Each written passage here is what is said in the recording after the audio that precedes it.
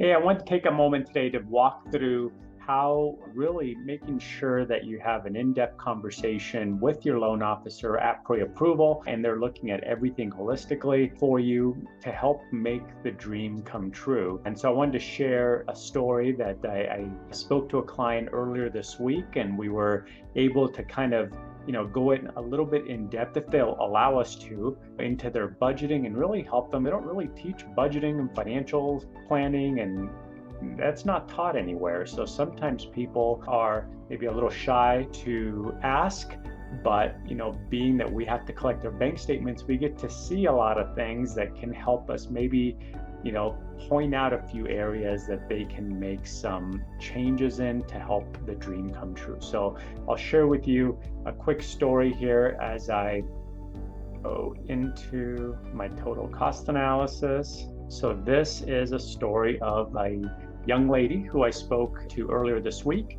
And like a lot of people buying at, elevated interest rates, we talked about buy downs and all that, but really at the end of the day, we're trying to bridge the gap between her goal of the payment that she wants, which was $2,500, and the goal of the purchase price that she wants, which is a $400,000. And those two, given that she had about a 3% down payment, didn't really mesh up. So if we look at this first column here, if we work backwards and use estimated taxes, insurance, HOAs, at rates in the high sixes, a $2,500 payment is going to put you back into about a $300,000 purchase price with, again, a 3% down payment. To go up to a $400,000 purchase price, which is really where her dream property is for her first home, the payment was going to have to stretch to over $3,100. Okay, and so she, was totally open to this, and we went through and reviewed some numbers with her. And so I wanted to show you what I was able to walk her through. So we went through her bank statements and just to see, okay, can something be cut here to help you bridge this gap? Okay, so she was spending $135 a month on Orange Theory, which she admitted to had not been there since before 2020. So didn't even realize it was just being charged every month.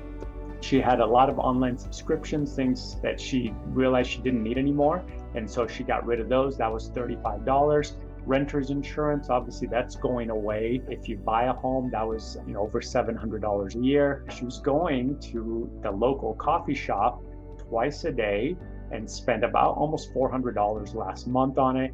And then going out to dinner and drinks and stuff, that was over $300. And then she was renting those little scooters around town that you swipe the card, and that was $50.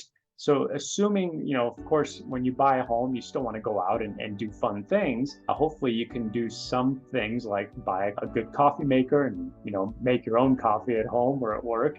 But assuming we just cut back on dinners and coffee, just 50%, we add up everything else, she was going to save over $600 a month, which she hadn't really thought about. And that will now allow her, if she's committed to that, to get into that higher price point place and really not have to, buy something now, settle, and then want to move a couple years later, buy something that's going to last her longer. So let me know if we can help. If you have any questions on that, I'd be glad to help. Have an awesome rest of your day. Bye-bye.